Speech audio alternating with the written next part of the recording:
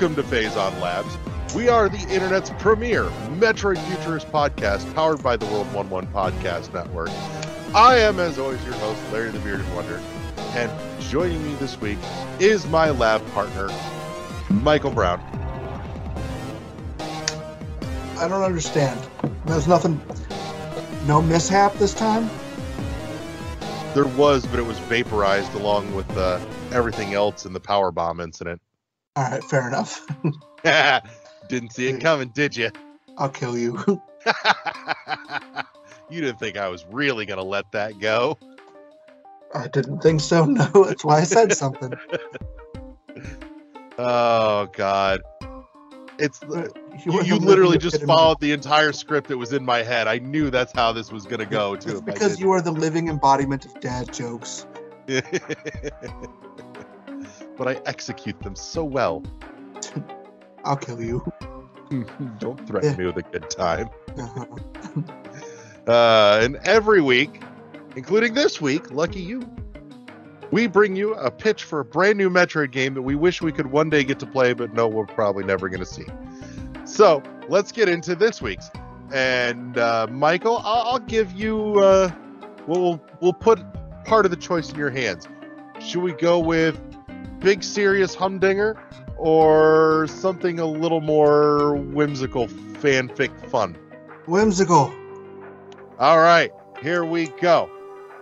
So I've got some loose bits and pieces that by the time we're done, we should have managed to string together with some scotch tape and cheese. So Cheese. What kind of cheese? string. I don't like it. So you know why people that are lactose intolerant aren't fans of string theory, right? I hate you. I don't even want you to fucking finish that. I hate you so bad. So, sequence of events leads to Samus getting shot down and stranded and finds herself on planet Mobius, where she's found, along with her ship and wreckage, by Sonic the Hedgehog and company, and ends up getting to work through the depths of planet Mobius to help them find and stop Robotnic in his evil underground lair. And my thought is that as we go along here, she's getting supplied with powers and abilities by Tails because he's the engineer of the group. But each of these, what? Is he?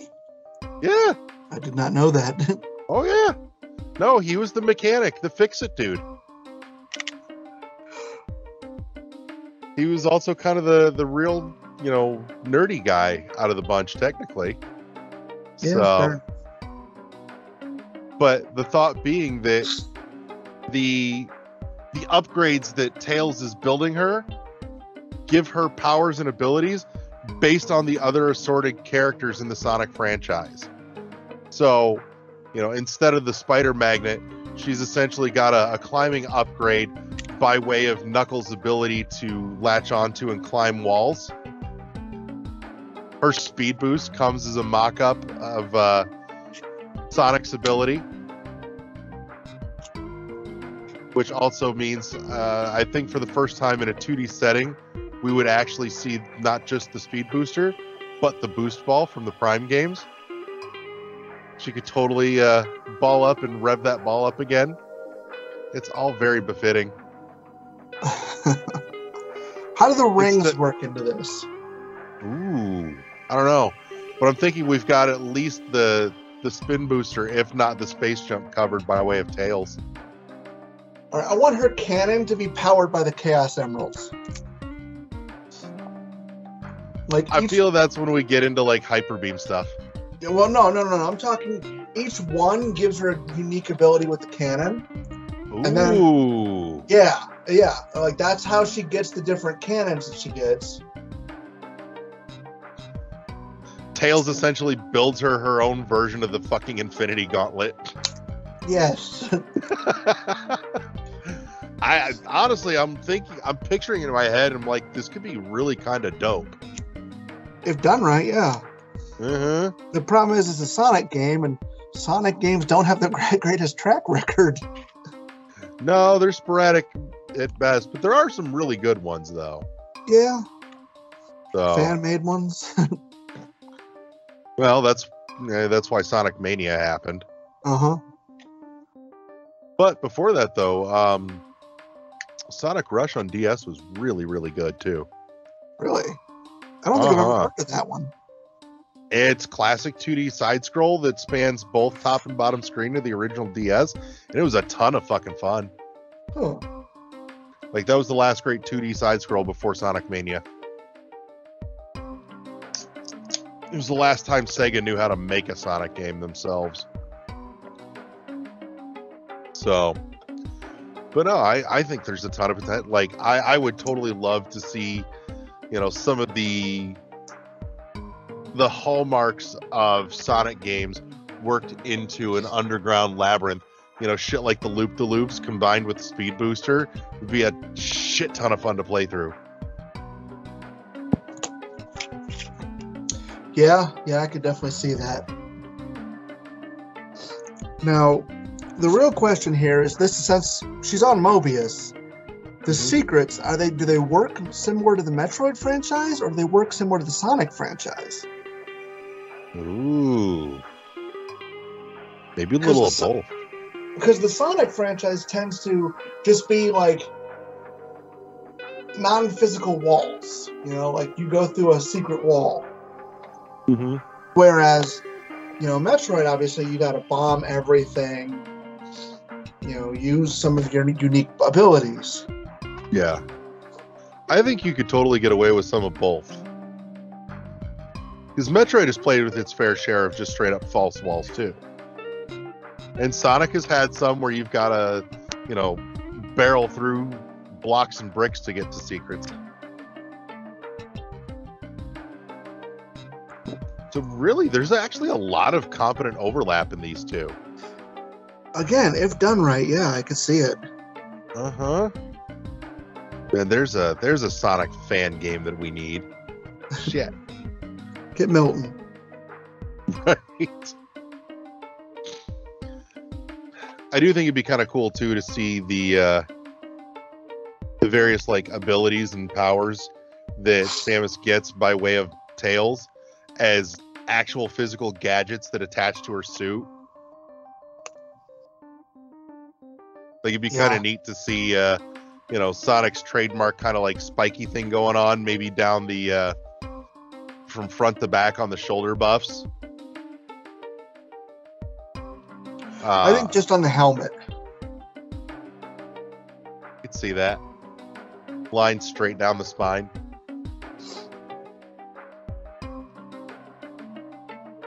Like, noticeably large spikes that actually pop out of the end of the glove and the end of the cannon for climbing for Knuckles.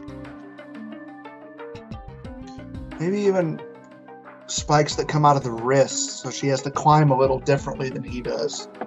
Yeah. Man, it'd be kind of cool if like the old fusion suit spikes came back. I liked those. Yeah. That'd be a fun way to do it. Like an actual mechanical apparatus that, works like a helicopter kind of strapped to her back. But they're essentially like metal versions of Tails.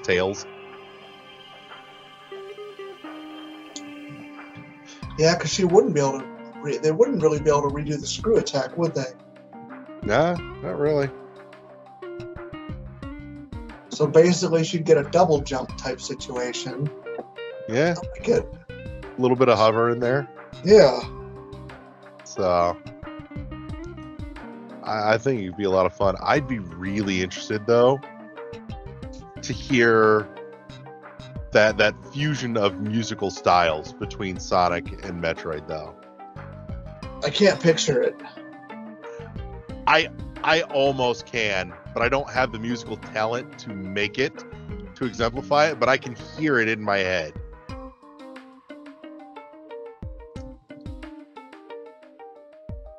Oh.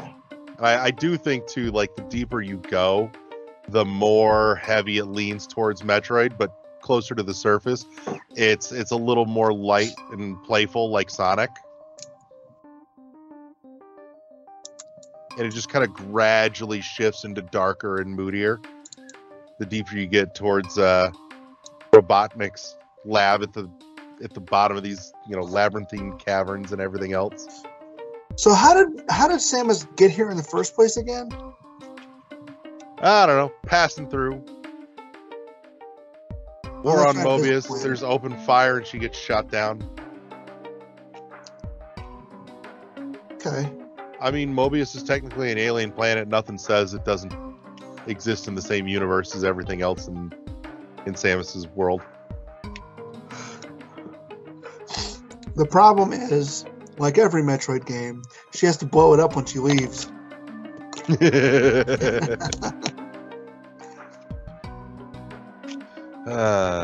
Kaboom.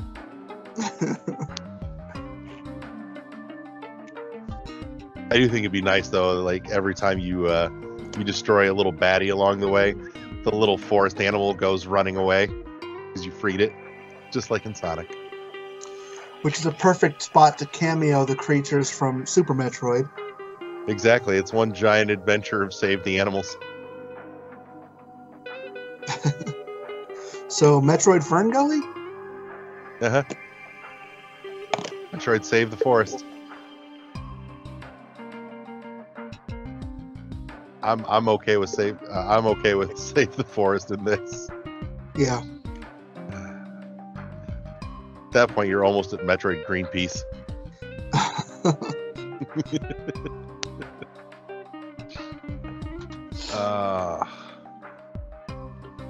So that's kind of the loose framework for my idea. What would you love to see out of this?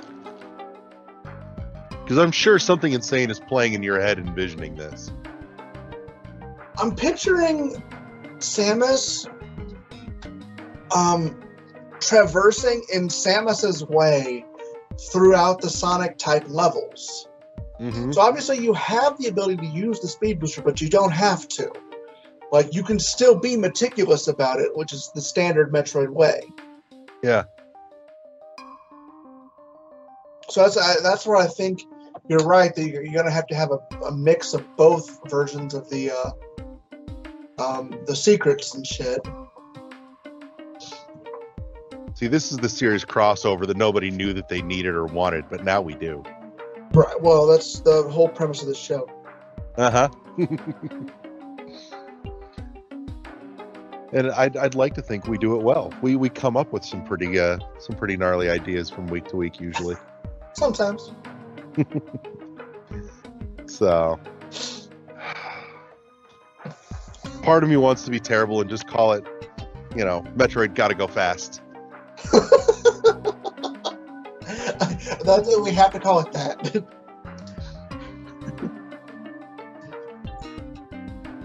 Also, I want them to have to redesign Samus after the initial trailer because they fucked it up.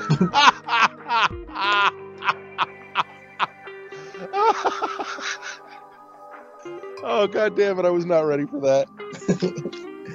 I will tell you, though, considering who, the world that we're featuring in this, I feel like this should have features implemented ground up for the speedrunning community. Oh, yeah. Like, if ever there was a Metroid game to speedrun, it's the one about fucking Sonic the Hedgehog. Yeah. So, Now, the question is, are the Space Pirates involved in this at all? Ooh. Because I think the cliche thing would be to say yes, but I can't picture a way to make it work. Like, I can't either. Unless they're chasing her. Maybe.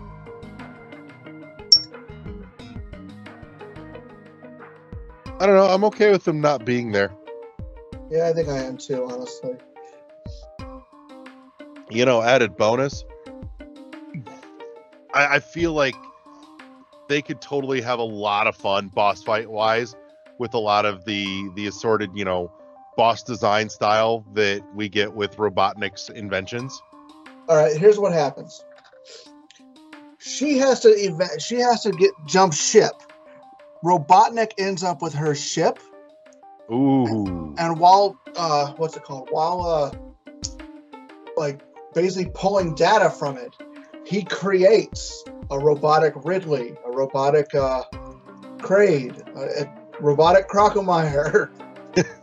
I'm okay with this. Like, as long as they're remade essentially in Robotnik's, design style. Yeah, exactly. I would love that. That'd be cool as shit. I think that could be well done. And that's the whole reason she's doing this, is to get her ship back on a world where the Chozo have never been, so she has no power-ups left for her like usual. There it is. Yeah. Now we've got it. And then to cap it all off, too, Robotnik has, come across her records of the Metroids and tries to recreate mechanical versions of them to loose upon Mobius. Acceptable. I think a little robotic Metroid would be fucking adorable, by the way. Oh, yeah, obviously. Little bolts in it.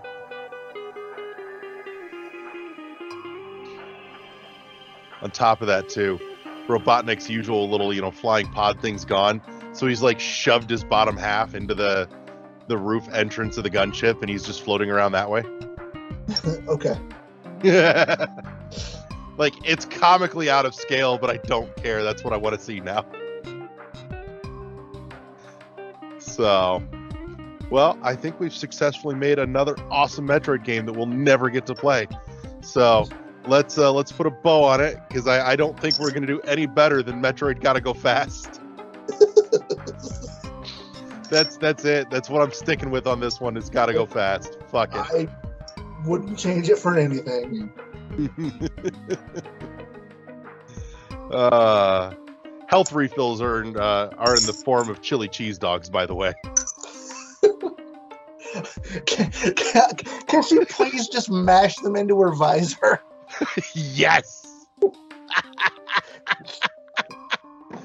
And she has new windshield wipers installed on the visor to clear them off afterwards. Yeah, I want her to give a disgusted sound when she does it. Just a running inner monologue of, is this what my life has become?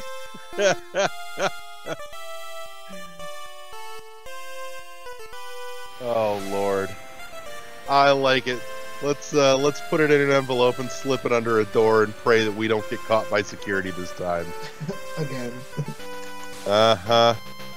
So, well, I want to say thank you to everybody that tuned in this week. Thank you to my lab partner, Michael. And we'll see you all next time here on Phazon Labs, powered by the World 1-1 Podcast Network. Press start to engage your mind. Goodbye, everybody. See you next mission.